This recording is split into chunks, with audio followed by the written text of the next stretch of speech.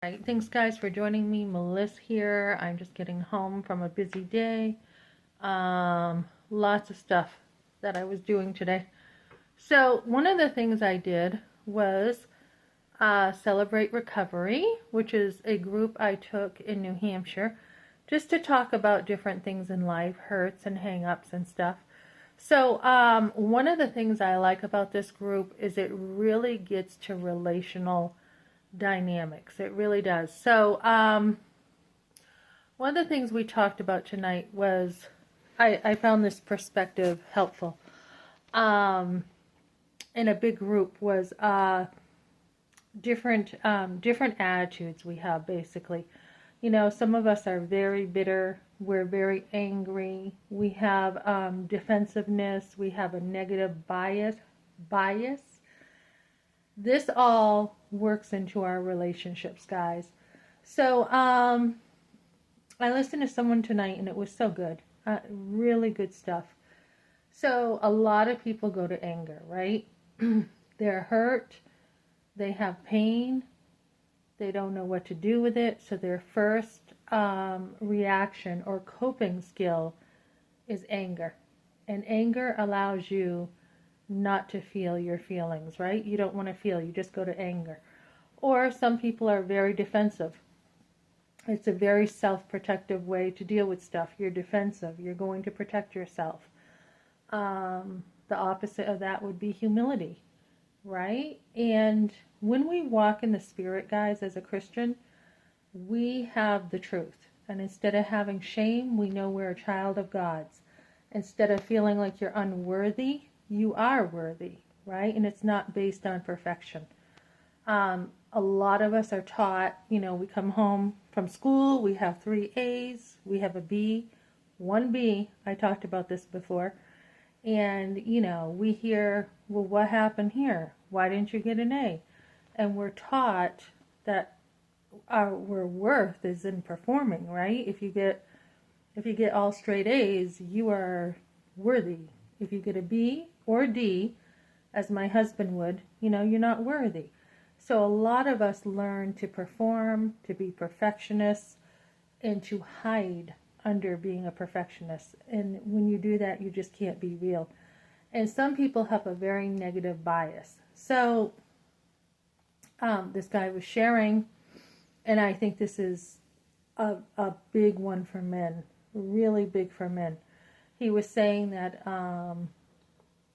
his wife was from New York, and so when she would communicate with him, she would come across kind of rough, okay? And he would be like, he would automatically assume the intent of her heart was not a loving wife, but to like be his mother and to fix him and to you know, to be mean and to shame him.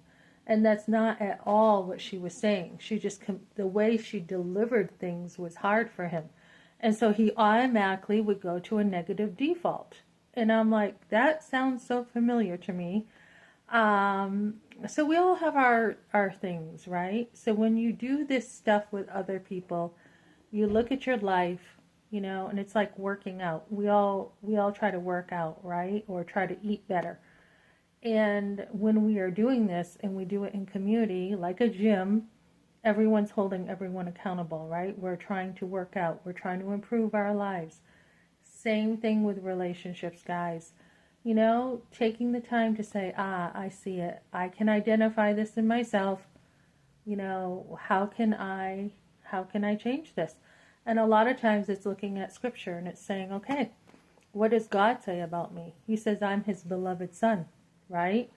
And a lot of times the enemy, guys, or people will try to get you to believe a lie about yourself, that you're not really a child of God's, or that you know, they'll condemn you. There's no condemnation according to Romans, right?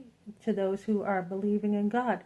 So these are all tactics the enemy will use to try to get you to believe lies instead of the truth. So real good stuff, guys, to walk through life. Get support, walk with other people who have been through stuff. I had a situation where I was in a group, which is confidential, but I did have a person approach me after and say something, and I said, God is with the brokenhearted, and for me to go through what I went through, this woman was brokenhearted because she lost her husband, and for me to say, God is now your husband, and you want to build on the rock, right? And to be able to encourage other women who are hurting, whether their husband died or whether they're divorced, is a huge privilege for me to comfort other people, right? And then to talk about abortion, right? Sometimes people will say, oh, when you talk about difficult things, you don't want to talk about the gory details. Sometimes you need to talk about the gory details, assuming all women know what happened with an abortion. No, they don't. They don't know. They don't know about the blood. They don't know about what the doctor does down there. What does the doctor do down there, right? How do we know? We're not even there. We've disassociated, right? So, guys, walk in life with other people. I had someone call me from Stephen's ministry to talk about things next week that I have gone through.